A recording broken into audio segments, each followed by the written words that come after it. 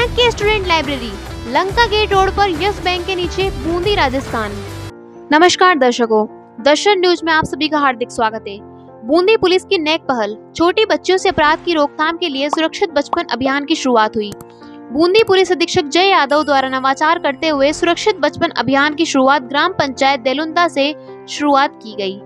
कार्यक्रम में मुख्य अतिथि जिला कलेक्टर रविंद्र गोस्वामी, जिला पुलिस अधीक्षक जय यादव, अतिरिक्त पुलिस अधीक्षक रविंद्र सिंह, महिला प्रकोष्ठ एवं अनुसंधान बूंदी के पाटन डीवाईएसपी शंकरलाल मीणा, के पाटन थाना अधिकारी लोकेंद्र पालीवाल, महिला बाल कल्याण समिति की अध्यक्ष सीमा पोद्दार, सरपंच पूजा मीणा, सरपंच दीपक मीणा मंचासीन रहे।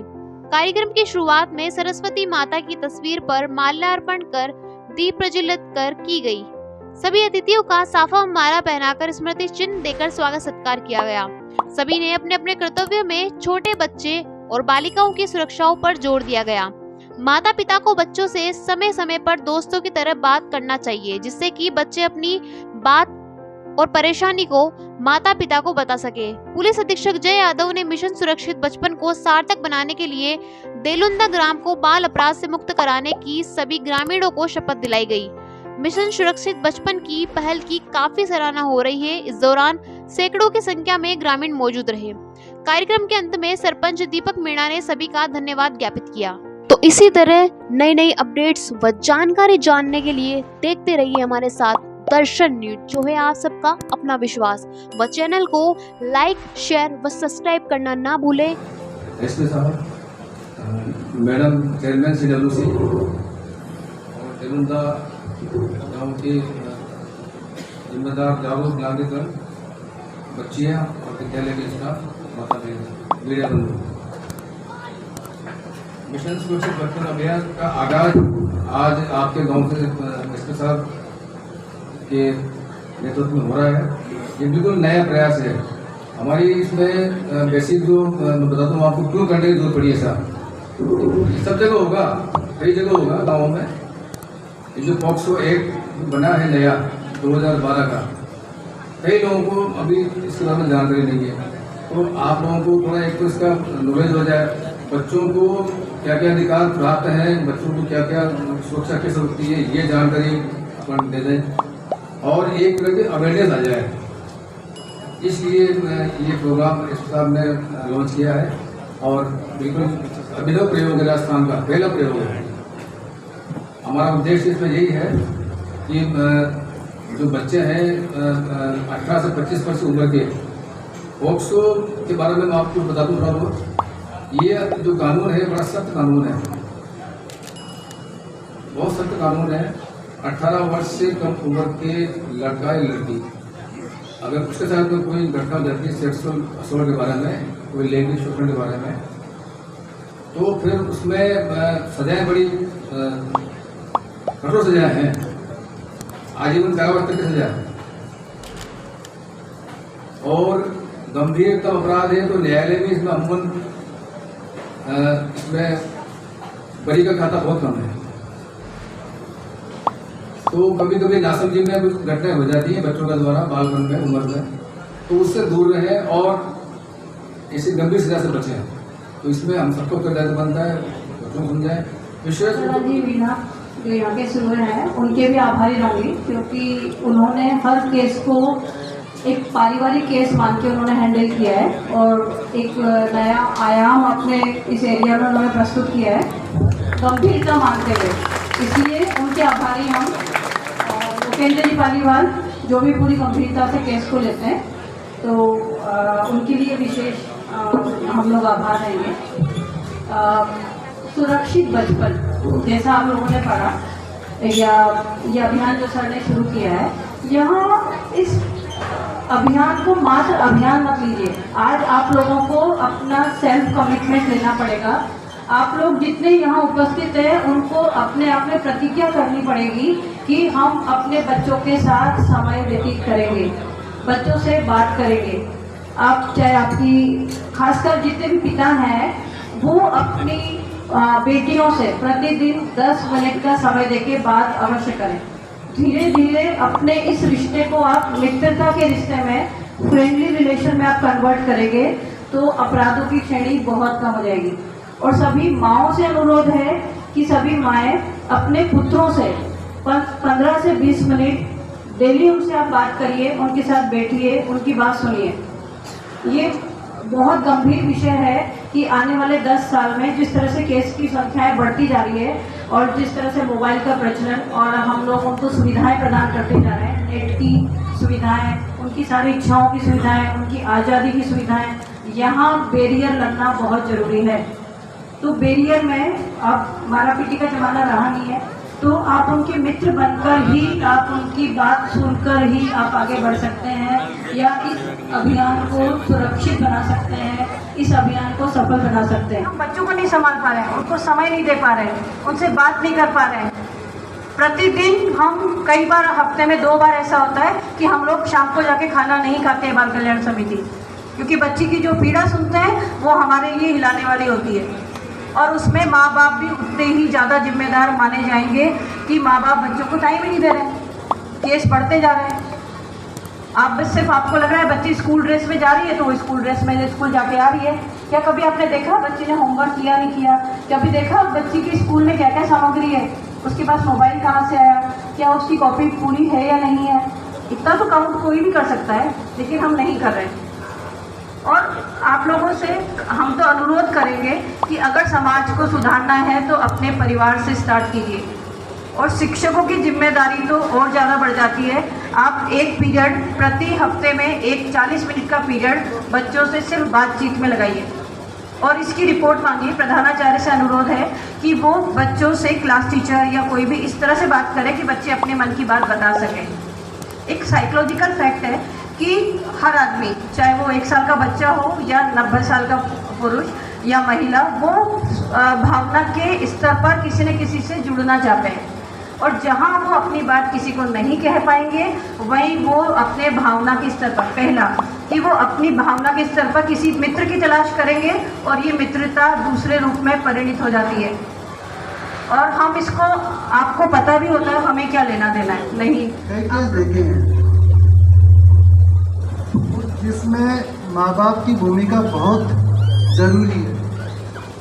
जैसा कि हम, कोई बहन बेटी हमारे घर से बाहर निकलती है तो अमूमन हम कहते हैं कि बेटा कपड़े पहन के जाओ, इस प्रकार रहना है, इस प्रकार रहना है। मैं आप लोगों से पूछता हूँ, जब अपना बेटा अपने घर से बाहर निकलता है, क्या आप कभी पूछते हैं कि बेटा तू घर से बाहर जा रहा है? प्रत्येक जो बच्ची है, अपनी बहन है, उसको हम किस प्रकार उसका व्यवहार होना चाहिए पब्लिक में? अमूमन कोई माँ बाप इस प्रकार की बात नहीं पूछता है। जब बेटे के मामले में आते हैं हम एक्स्ट्रा सिक्योर दिखते हैं, जब बेटे के मामले में आते हैं तो उसको हल्का सा, उसको इस प्रकार लेते हैं कि ठीक है, ठीक है। तो मेरा यही है कि जब बेटी है तो बेटा भी वही है। और जैसा कि अभी बताया कि अपराध जब होता है, और जैसा बताया है कि जेल में जगह नहीं है, जब अपराध होता है, अपराध घटित होने के उपरांत जब वो जेल में जाता है और वहाँ उस प्रकार के लोगों से मिलता है, तो वो उसके लिए एक कैरियर का भी अंत है और अपना जो बेटा है, जिसे हमने पाला है, पोसा है, उसके जो संस्कारों का भी अंत हो जाता है। हमने कई एग्जाम्पल देखे, मैंने, ओसीमा मैम ने, हमने इस सरकार में कई एग्जाम्पल देखे हैं जिसे माँ बाप ने, कई बार वो सूचना ही बहुत छुपाई गई है हमसे। हमें माँ बाप ने कई बार इस प्रकार कहा कि ये भी बताया कि मैम ने बताया, एक बच्ची स्कूल गए फरवरी माह में, केवल 2 दिन स्कूल गई बच्ची, और माँ बाप को मालूम है कि बच्ची पूरे महीने गई है। जब हमने अटेंडेंस रजिस्टर देखा, जब माँ बाप को हमने बताया कि बच्ची केवल 2 दिन स्कूल आई है, तो इसलिए ज़रूरी है कि प्रत्येक माँ बाप एक मित्रवत होकर बच्चों से उनके शिक्षा के बारे में, उसके गुड टच और बैड टच के बारे में, उनके साथ उस कंपनी के बारे में, उनके बारे में बातचीत करें। अमूमन देखा जाता कि घर में लेट आते माँ बाप, बच्चों के साथ कोई शेयर बातचीत करने वाला नहीं बचा है। तो ज़रूरी है कि जब बच्चे के साथ हम एक दोस्त के नाते बैठेंगे, बच्चे से जब शिक्षा के बारे में पूछेंगे, बच्चे के साथ उसकी कंपनी के बारे में पूछेंगे, बच्चे के साथ उसके दोस्तों के बारे में पूछेंगे, बच्चे के साथ समय बिताएंगे, तो हमें कई चीज़ें उसके बच्चे की खुल के आएगी, उसके अंदर की बात भी बताएगी बच्ची। कई बार ऐसी घटनाएं आती है कि बच्ची अपने माँ बाप को एक्सप्रेस नहीं कर पा रही है। कर इसलिए नहीं पा रही है क्योंकि हम माँ बाप बच्चों से बहुत दूर चले गए हैं। वो इसलिए डरती है कि माँ बाप मुझे गलत ठहराएंगे। इसलिए ज़रूरी ये है कि जो समय है थोड़ा बहुत बच्चों के साथ गुजारे, और बच्चों के साथ एक दोस्त के नाते उनसे पूछ जाए तो कोई ना कोई बात है, चुपला बच्चा यदि शांति से बैठा तो कोई ना कोई बात बच्चे के साथ है, उसके बारे में जानकारी हमें हासिल करें, खड़ा हो उससे पूछताछ करें। यदि कोई सामाजिक कंटक है, वो नहीं मान रहा है समाज से, तो हमें बताए, हम कानून के अनुसार जो है उस प्रकार उसके अनुसार करेंगे। हमारे एडिशनल साहब महिला उत्पीड़न अनुसंधान से, सीओ साहिबान, एसडीएम साहब और समस्त सरपंच साहिबान और समस्त उपस्थित यहाँ ग्रामवासी और मीडिया प्रतिनिधि, ये जो अभियान चलाया जा रहा है इसके पीछे बहुत बड़ा मकसद छुपा हुआ है। हमारी राजस्थान पुलिस और राजस्थान सरकार का मकसद है कि बच्चों के साथ जो भी अपराध हो रहा है उनका रोका जाए। अगर अपराध हो जाता है तो उसमें त्वरित कार्रवाई करके जो अपराधी है उसको सजा दिलाई जाए। हम इस चीज में अगर कोई अपराध करता है उसको तो सजा दिला रहे हैं और उस पर कार्रवाई भी कर रहे हैं, लेकिन अपराध रोकने के लिए भी उतने ही मेहनत करने के लिए और रोकथाम करने के लिए अभियान चलाया गया है। हमने यूनिसेफ और एक्शन एड एनजीओ है उनकी मदद से एक विश्लेषण कराया कि किस उम्र में के बच्चों के साथ अपराध ज़्यादा हो रहा है, कौन सी ग्राम पंचायतें हैं जहाँ अपराध ज़्यादा हो रहा है और किस समय कौन से महीनों में ये अपराध ज़्यादा हो रहे हैं। इतने जाके डीप हमने विश्लेषण करा, उसके बाद कई चीज़ें सामने निकल के आई कि 13 से 18 साल की उम्र की बच्चियां हैं उनके साथ सबसे ज़्यादा अपराध हो रहे हैं। जो छोटे उम्र के बच्चे हैं इनसे उनके अपराध हो रहे हैं, लेकिन उनकी संख्या काफ़ी कम है। 90% जो अपराध हो रहे हैं वो 13 से 18 साल की बच्चियां उनके साथ हो रहे हैं और 88% जो है उसमें जो बच्चियां हैं उनके साथ हो रहा है, 12% जो है जो बच्चे हैं उनके साथ अपराध हुआ है और 17 ग्राम पंचायतें ऐसे निकल के आई हैं जिनमें सबसे ज़्यादा अपराध हो रहा है। और एक ये दुख की बात भी है कि उन 17 ग्राम पंचायतों में अपना दरिंदा भी आता है, इसलिए यहाँ से शुरू करा गया। तो अपने को इस ग्राम पंचायत में भी काफ़ी काम करने की जरूरत है और बच्चों को जो सुरक्षित माहौल प्रदान करना है ये हम सबकी जिम्मेदारी है। बच्चों को सुरक्षित रखना, जब तक समाज आगे नहीं आएगा जब तक उस पर काबू नहीं पाया जा सकता। पुलिस और प्रशासन अपना काम करता है, लेकिन समाज को भी इसके साथ जुड़ना बहुत जरूरी है। आप लोगों को पता है, अभी यहाँ बात हो रही थी, बता रहे थे कि ऑपरेशन समानता तो हम उसमें कामयाबी हासिल कर पाए क्योंकि समाज उसके साथ जुड़ गया। जिसके अंदर समाज जुड़ जाता है और वो ठान लेता है कि इस कुरीति को और इन अपराधों को हमें खत्म करना है, वो अपराध खत्म हो जाते हैं। खाली पुलिस और प्रशासन पे छोड़ दिया जाए कि अपराध खत्म कर दें तो वो संभव नहीं है। हाँ, लेकिन अगर इसको एक मुहिम बना दी जाए और समाज इसके साथ जुड़ जाए तो निश्चित तौर पे मैं बताता हूँ ये अपराध जरूर कम हो सकते हैं। इसके लिए हमें जागरूक रहने की बहुत ज़रूरत है। अगर हम जागरूक रहेंगे तो अपराध जरूर कम होंगे। जैसे आप लोगों को पता है, हमने जागरूक किया SC/ST के बारे में। आप सबको पता है SC/ST कानून क्या होता है। मैं जहाँ जाता था गांव में बोलते थे धारा 3 साहब, धारा 3 सबको पता है। पोक्सो एक्ट के बारे में ज़्यादा लोगों को नॉलेज नहीं है, ना JJ एक्ट किशोर न्याय अधिनियम के बारे में ज़्यादा जानकारी है। पोक्सो एक्ट इस समय बच्चों को साथ जो अपराध होता है उनमें कार्रवाई करने के लिए, उनमें सजा दिलाने के लिए बनाया हुआ है और ये मैं समझता हूँ सबसे ज़्यादा सख्त कानून है। अगर बच्चों के साथ अपराध हो जाता है तो उसमें पोक्सो एक्ट और JJ एक्ट की धाराएं लगती हैं और जो सबसे सख्त है और सबसे ज़्यादा इस समय जो सजाएं हो रही हैं वो पोक्सो एक्ट के अंदर हो रही है। और ये हमने देखा है कि जो 13 से 18 साल की उम्र के बच्चियां हैं, बच्चे हैं, उस पर अगर हम ध्यान दें तो इसमें ज़रूर कमी आ सकती है।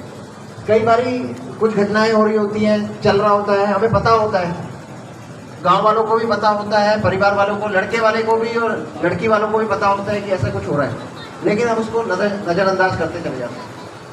फिर कुछ ऐसी घटनाक्रम हो जाता है, उसके बाद जैसे अपहरण हो गया, आप लोग रिपोर्ट दर्ज करा देते हैं, उसके बाद हम प्रयास करते हैं और जिस समाज के बच्ची होती है, ज़्यादातर ये गाँव वाले उसमें आ जाते हैं ज्ञापन देने के लिए कि साहब बच्ची ढूंढ के लाओ। तो हम कोशिश ऐसी करी जाए कि अपराधी घटित ना हो, और ये संभव है, हम इसमें कमी ला सकते हैं। इसके लिए हमें अपने आँख और कान खुले रखने होंगे, कानून की जानकारी देनी होगी और हमारे बच्चों और बच्चियों को सही संस्कार देने होंगे। तो निश्चित तौर पे इसमें कमी आ सकती है। आजकल ये जब कोविड का टाइम आया तो सोशल मीडिया का भी, ये फ़ोन का यूज़ इस्तेमाल करना ज़्यादा होने लग गया। इसका भी प्रभाव पड़ रहा है कि बच्चों के प्रति अपराध बढ़ रहे हैं। हम जो परिवार के लोग हैं, गांव के लोग हैं, उन पे ध्यान नहीं दे रहे। बच्चियाँ हमारे कर क्या रहे हैं। कई बार अपहरण के मुकदमे दर्ज होते हैं, उसके बाद परिवार वालों से पूछते हैं, वो उस समय तो कहते हैं हमें पता ही नहीं था बच्ची के पास फ़ोन था। फिर बाद में पता चलता है कि उसके पास फ़ोन था, हम जब अनुसंधान करते हैं। इतनी चीज़ें तो हमें अपने बच्चों के बारे में ध्यान रखनी होगी। और जो अपराधी है, जिसको हम अपराधी मानते हैं पोक्सो में, जो बच्चे को लेके गया है, वो 90% केसेस में उसी समाज का लड़का होता है। और ज़्यादातर उम्र देखी गई है 18 से 25 साल के बीच में होता है। वो जैसे हमारे CWC चेयरमैन है शिवा मोरार जी, ये लगातार ऐसे केसेस आते रहते हैं, उसमें डिस्कशन करते हैं। लड़का कहता है कि जो बच्ची थी वो अपनी मर्जी से गई, लेकिन वो मर्जी इसके अंदर उतनी ही सजा मिलेगी जो जबरदस्ती लेके जाए या मर्जी से लेके जाए। बच्चे की जो सहमति है वो सहमति नहीं मानी जाती। अगर बच्ची खुद कह दे कि मैं अपनी मर्जी से गई थी, मर्जी से सब कुछ हुआ, वो भी मानने नहीं है। और सजा उतनी मिलेगी जो जबरदस्ती लेके जाता है और जबरदस्ती कुछ करता है। तो इस चीज़ की गलतफहमी लोगों के अंदर बहुत है, बच्चों के अंदर भी बहुत है, और जो लड़के हैं उनमें भी बहुत है कि अगर मर्जी से जा रही है तो इसमें कोई अपराध नहीं है। इसमें भी वही अपराध है जो जबरदस्ती करा जाता है, उतनी बराबर सजा मिलती है। इसलिए इतनी जागरूकता अपने परिवार में और बच्चों में होनी चाहिए। और हम लोगों को पहले ही लक्षण दिखने लग जाते हैं कि ऐसे कोई घटनाक्रम हो सकता है, हम उस चीज़ को नज़रअंदाज करने लगते हैं।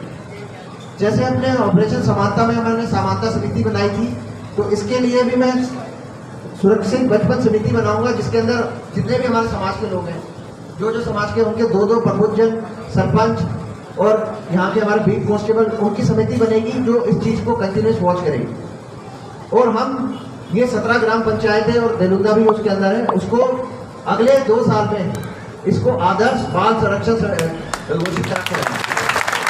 इसके लिए आपको लगातार काम करना होगा, और कोई भी बच्चों के साथ कोई भी घटनाक्रम ना हो, इसको कम से कम हमें 2 साल तक रोक के रखना पड़ेगा। उसके बाद बिल्कुल नहीं होना चाहिए। इतनी जागरूकता हम पैदा कर देंगे, उसके बाद नहीं होगा, लेकिन अगले 2 साल में हमें इतना जागरूक कर देना है कि हमारे बच्चों के साथ कोई घटनाक्रम ना हो, जिसके अंदर कोई पोक्सो और JJ एक्ट में हमें मुकदमा दर्ज करना पड़ेगा। और हमें इसे बाल संरक्षण आदर्श गांव घोषित कराना है ग्राम पंचायत, और ये आप लोग कर सकते हो,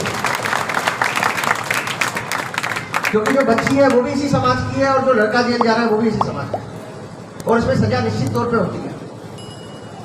भविष्य दोनों का खराब हो जाता है, बच्चे के साथ जो होता है उसका भी भविष्य खराब हो जाता है, क्योंकि वो हमेशा के लिए उसके दिमाग में ये घटनाक्रम जो हो गया वो दिमाग में रहता है। और लड़का जो जेल जाता है उसका भविष्य तो जेल चला गया, उसके बाद भविष्य खराब हो गया। और आप अखबारों में पढ़ते भी होंगे पोक्सो एक्ट में कितनी सजाएं हो रही है, 20 साल की, 10 साल की, आजीवन कारावास, लगातार सजाएं होती है। तो इसमें बचने का स्कोप नहीं है। अपराध हम रोकें और इतनी जागरूकता पैदा करें अपने लड़कों में, बच्चों में, कि ऐसा अपराध ना हो। और इसके लिए हमारी जो प्रिंसिपल्स हैं, स्कूल्स के जो टीचर्स हैं, उनका बहुत बड़ा रोल है। कम से कम हफ्ते में आधा घंटा बच्चों को इसके बारे में समझाएं। आप लोगों को स्कूल में आके हमारे जो COs हैं, CO साहिबान हैं, SHOs हैं, वो आपके इन गांव में आके पोक्सो एक्ट और JJ एक्ट के बारे में थोड़ी अच्छी तरह से बताएंगे, ताकि आप बच्चों को इसके बारे में समझा सकें। और कुछ भी आपको कुछ दिखता है, कुछ अलग हो रहा है, बच्चे का बिहेवियर कुछ चेंज हो रहा है, तो उसकी सूचना आप जो समिति हम बनाएंगे उसको दें तुरंत, ताकि उस घटनाक्रम को वहीं रोक दिया जाए और बच्चे के साथ अपराध ना हो। जैसे हमने ऑपरेशन समानता में हासिल करी सफलता, इसी तरह से इन 17 ग्राम पंचायतों में तो कम से कम हम जो मॉडल स्टार्ट कर रहे हैं उनमें तो हमें सफलता हासिल करनी है और उनको आदर्श बनाना है दूसरे जो हमारे ग्राम पंचायत है उसके। और अगर ये हम कर पाए, करना ही है, कर क्या पाएंगे, जो हमारे आपके गांव को सम्मानित किया जाएगा इसके लिए। पूरे गांव को सम्मानित किया जाएगा अगर आपने अपने गांव को आदर्श गांव बना दिया बाल संरक्षण। बस आपको अपने आंख कान खुले रखना। अरे हो गया है, वो शपथ ले यहाँ तक।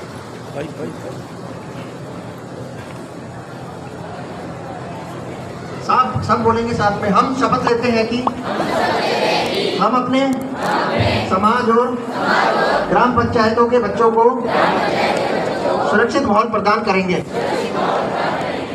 अपनी ग्राम पंचायत को पुलिस और प्रशासन के साथ मिलकर बाल संरक्षण में आदर्श ग्राम पंचायत बनाएंगे। जय हिंद। अब आप लोगों ने शपथ लेनी है कि अपने CWC के चेयरपर्सन सीमा पोद्दार जी, एडिशनल एसपी साहब यहाँ विराजे हुए। मुझे अभी पता पड़ा 2 गांव के सरपंचाई, पूरी सरपंचाई है, तो सरपंच कपल को यहाँ के SDM महोदय, डिप्टी साहब, CO साहब और यहाँ बैठे हुए नन्हे मुन्ने बच्चों, मीडिया के साथियों और इतनी बड़ी संख्या में पधारे हुए ग्रामीण जन। जैसा आपने सबने सुना है, तो ये बताते हुए किसी जिले में जब ऐसे नवाचार होता है जो पूरे देश में कहीं नहीं हुआ और उस जिले के आप जिला कलेक्टर हो, तो अपने आप में गर्व की अनुभूति होती है। और वो गर्व की अनुभूति तब और बढ़ जाती है जब ये पता पड़ता है। एसपी साहब ने बताया कि कैसे एनालिसिस करा है उन्होंने। इसमें ऐसा नहीं है कि आज विचार, सुबह विचार आया और शाम को इसको किया है। इनकी टीम ने पूरा कम से कम भी 2-3 महीने इसको पूरा एनालिसिस किया है कि किन पंचायतों में ये घटनाएं हो रही हैं, कौन कर रहा है, किस उम्र के लोग कर रहे हैं। उन सबको ध्यान में रखते हुए ये मिशन सुरक्षित बचपन चलाया गया है।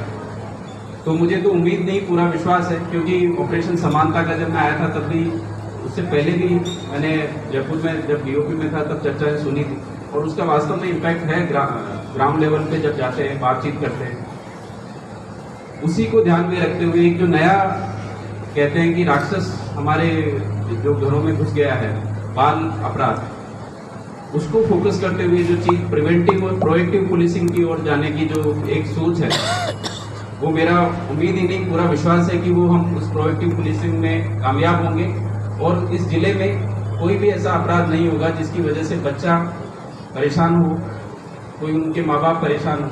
देखिए, जब हम एनालिसिस करते हैं, मैं भी पेरेंट हूँ, आप भी पेरेंट हो, हम बच्चे भी थे, तो हमारी बचपन में और आज के बच्चों के बचपन में जो एक बड़ा मूलभूत बदलाव आया है, जिसकी वजह से ये सब घटनाएं बढ़ रही हैं, वो ये है कि एक मोबाइल ने प्रवेश कर लिया।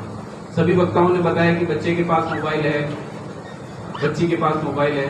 मैं पेरेंट से भी सवाल पूछना चाहूँगा कि क्या आपके पास मोबाइल है तो कहीं ऐसा तो नहीं है कि आपका बच्चा आपके पास बैठा है बातचीत करने के लिए और आप मोबाइल में ही फेसबुक, व्हाट्सएप पे ही आपस में बातचीत कर रहे हैं। तो मेरा आप सबसे निवेदन है कि उस चीज़ को रोकने के लिए प्रतिदिन, जैसा मैं भी करता हूँ, 1 घंटे का शाम को इसका मोबाइल का उपवास कीजिए कि 1 घंटे जब तक जरूरी नहीं हो। आपकी ज़िंदगी में हो सकता है या 2 या 3 जने हों जिनके फ़ोन आए तो उनकी रिंगटोन अलग सेट कर लें। बाकी अगर कोई फ़ोन आया तो वो 1 घंटा वेट कर सकते हैं। तो ऐसे रोज 1 घंटा मोबाइल उपवास का आप प्रयास करेंगे तो आप देखेंगे कि 1 घंटे में आप, और उससे भी बढ़कर अगर आप कुछ करना चाहते हैं तो आप अपने बच्चों के साथ सुबह या शाम का खाना साथ बैठ के खाएं, जो पहले खाया करते थे। मुझे याद है हमारे बचपन में पूरे गांव में यही सब लोग करते थे।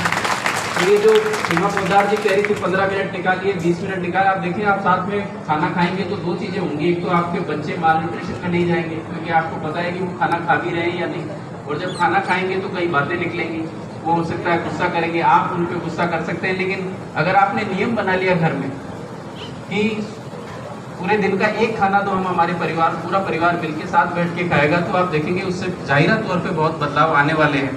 और आप बच्चों को समझने की कोशिश करें। बच्चों से भी ये सब बच्चे जो 10th पास कर जाते हैं, मैं मानता हूँ कि वो पिता के बराबर हो जाते हैं, उनमें इतनी समझ आने लग जाती है कि वो देश दुनिया को समझने लगे। तो बच्चों से भी मैं रिक्वेस्ट करूँगा, यहाँ काफ़ी संख्या में बच्चे हैं, आप भी समझें कि आपके माँ बाप ने कितनी मुश्किलों से आपको पाला पोसा है, कितनी अच्छी एजुकेशन, उससे काफ़ी सुविधाजनक आज की पीढ़ी का बचपन है, इसमें कोई डाउट नहीं है। मुझे ध्यान है कि मेरे गांव में हम लोग, मैं भी तकरीबन 500 मीटर या 1 किलोमीटर से हम पानी लाते थे, उसी से खाना बनता था, उसी से नहाते थे, उसी से सारा काम करता। आज ऐसी सुविधाएं नहीं है। सरकारों ने बहुत काम किया है और विकास में गति पकड़ी, तो आपको कम से कम वो स्थितियाँ नहीं देखनी पड़ रही। तो उस जो समय बच रहा है उसमें क्यों नहीं आप अपने माता पिता का घर के काम में हाथ बटाएं। हो सकता है कि आपकी माँ को किचन में आपके सहयोग की दरकार हो सकता है कि आपके पिता को कोई काम करने, कंप्यूटर में कोई काम करना चाह रहे हो, उसमें आपके सहयोग की दरकार हो, तो आप भी आगे बढ़ के अपने माता पिता का सहयोग करने की कोशिश करें। तो आप में एक अच्छी चीज़ डेवलप होगी कि आप पहले पुराना जो व्यक्ति था उसका बेटा हल जोतने चला जाता था तो पिता को लगता था कि बेटा मेरे हाथ में।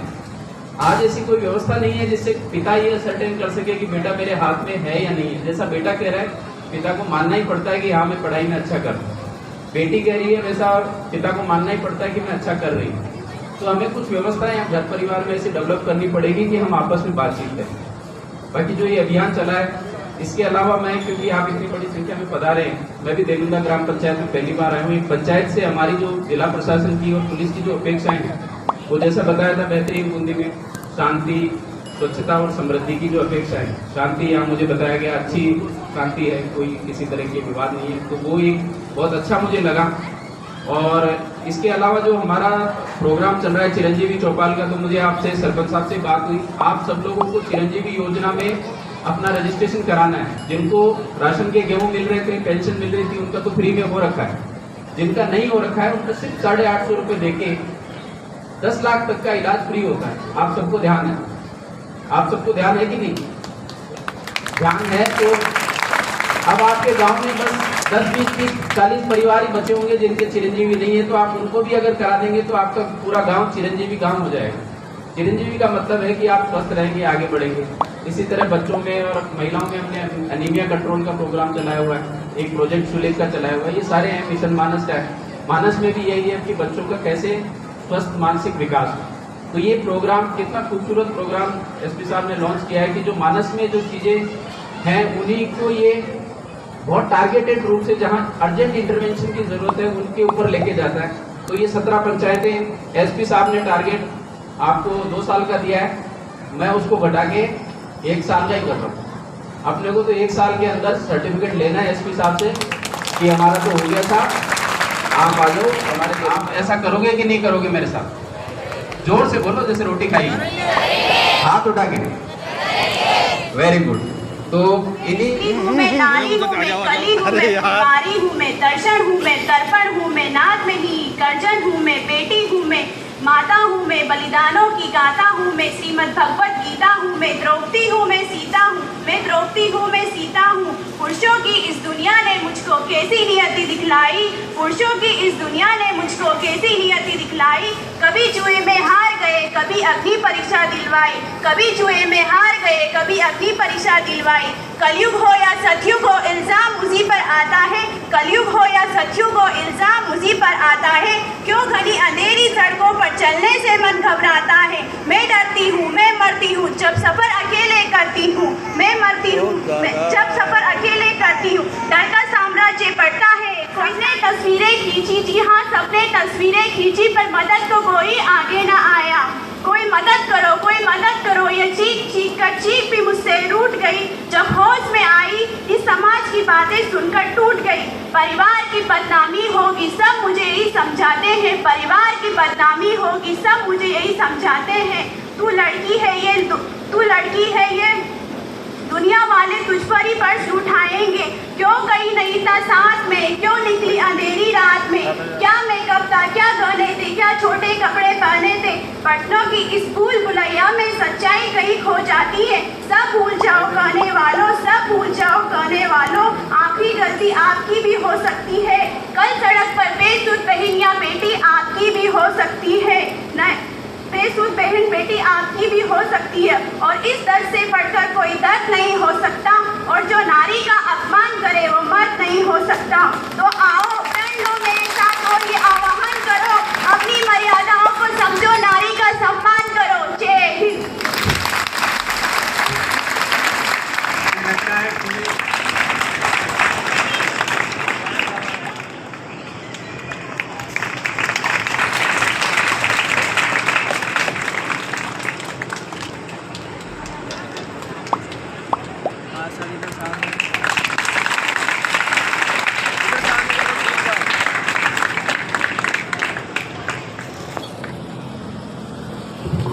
भारत माता की।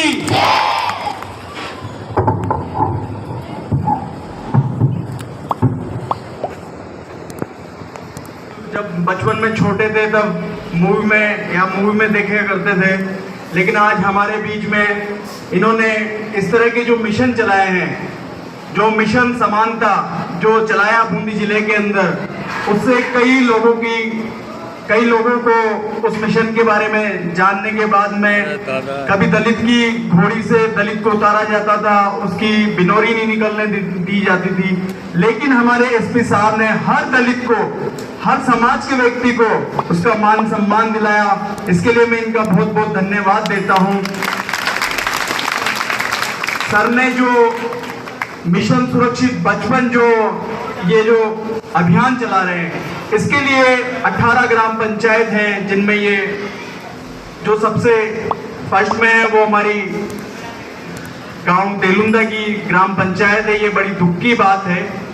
तो ये वैसे मेरा ससुराल है और मेरे जो फादर हैं वो भी राजस्थान पुलिस में हैं, मानव तस्करी यूनिट के अंदर ही हेड कांस्टेबल लगे हुए हैं, और हम दोनों पति पत्नी सरपंच हैं। हम इस ग्राम पंचायत के गांव को और साथ में और भी जो हमारे साथ में हमारे पास में 2 ग्राम पंचायत है, लेकिन फिर भी आसपास के जो लोग हैं उन्हें हम इस चीज के लिए जागरूक करेंगे कि इस तरह की घटनाक्रम नहीं हो, और हमारी ग्राम पंचायत को हम आदर्श ग्राम पंचायत बनाने की पूरा प्रयास करेंगे।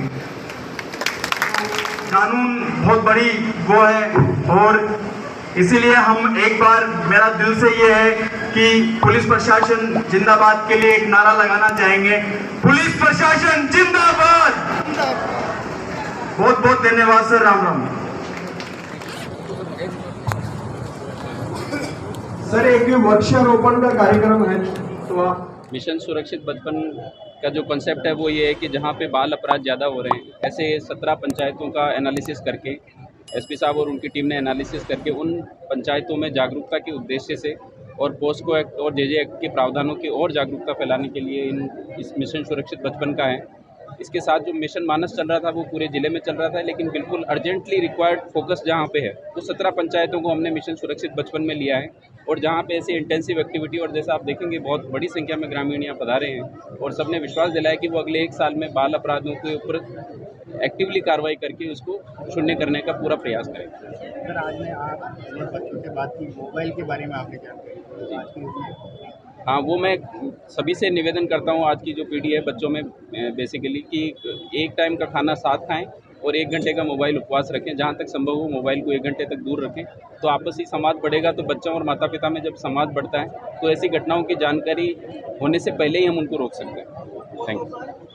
जैसा कि आज आपको पता है, तेलुंदा गांव से जो है मिशन सुरक्षित बचपन शुभारंभ किया गया है।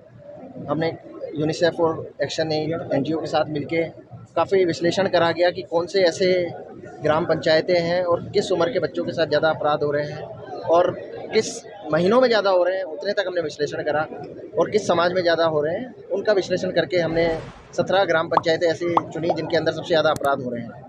तो उनको सबसे पहले हमने टारगेट पे लिया है कि वहाँ पे ये अपराध कम करें, लोगों के अंदर जागरूकता पैदा करें। वहाँ पे समितियाँ भी बनाई जाएंगी जहाँ पे हर समाज के प्रबुद्ध जन है उनको जोड़ा जाएगा, ताकि ज़्यादा से ज़्यादा जागरूकता पैदा करें और इन गाँवों को सबसे पहले आदर्श बाल संरक्षण के लिए आदर्श ग्राम पंचायत घोषित कराने के लिए आज संकल्प भी लिया है सबने, और सबने शपथ भी ली है कि हम अपने बच्चों को एक सुरक्षित माहौल प्रदान करेंगे। और लगातार स्कूलों में भी और ऐसी ग्राम पंचायतों में लगातार मीटिंगें करके और सब लोग मिलके और समाज को जोड़ के पुलिस और प्रशासन के साथ मिलकर इन गाँवों को आदर्श गाँव बना के जो बच्चों के साथ अपराध हो रहे हैं, जो राजस्थान पुलिस और हमारे राजस्थान सरकार की मंशा है कि इन अपराधों के अंदर ज़्यादा से ज़्यादा कमी आए। क्योंकि पहले हम अपराध हो जाता है उसके बाद कार्रवाई तो करते हैं, लेकिन अपराध ना हो और बच्चों को सुरक्षित माहौल मिले, इसके लिए भी हम लगातार अब इस अभियान का मकसद ही यही है कि अपराध होने से पहले ही उसको रोक दिया जाए और हमारे जो बच्चे हैं उनको सुरक्षित माहौल मिले। और जिस देश में बच्चे और महिलाएं सुरक्षित होती हैं वही देश विकास करता है, तो हम उसकी तरफ अपना कदम बढ़ाएं। और जैसे ऑपरेशन समानता में हम सबने मिलकर काम किया था, समाज मिला था और जो वंचित वर्ग था उनको उनके अधिकार मिले, ऐसे ही हम जो बच्चे हैं उनको सुरक्षित माहौल प्रदान करने के लिए समाज को जोड़ रहे हैं। समाज जुड़ेगा और पुलिस और प्रशासन के साथ काम करेगा तो निश्चित तौर पर जो बच्चों के प्रति अपराध हो रहे हैं उनमें कमी आएगी और बच्चे सुरक्षित माहौल में रह पाएंगे। अपने गाँव ऐसे संपन्न अभियान आपके जो ग्राम पंचायत में शुरू किया गया है, क्या कहना है? हम हमारी ग्राम पंचायत को एक सभ्य और अच्छी पंचायत बनाना चाहते हैं। जैसे एसपी साहब ने, कलेक्टर साहब ने बोला, जैसे उन्होंने बताया कि हमारी ग्राम पंचायत ऐसे इसमें आई है, तो उसके लिए हम बहुत दुख है इस बात का कि हमारी ग्राम पंचायत का नाम भी है, लेकिन हम इसको 2 साल में रिकवर कर देंगे। इसको अच्छी और सभ्य ग्राम पंचायत बनाने की पूरी प्रयास करेंगे। हाँ, पूरा प्रयास करेंगे।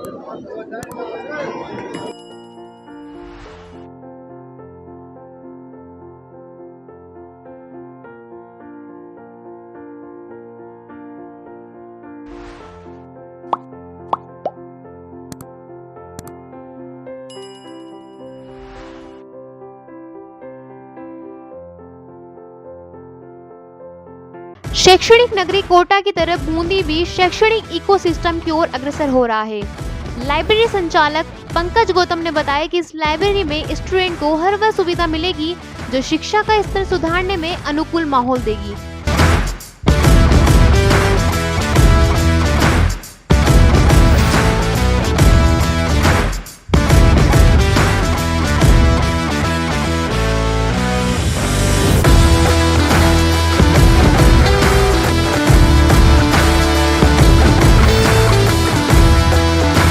Chanakya student library, Lanka gate road पर यस बैंक के नीचे, बूंदी, राजस्थान।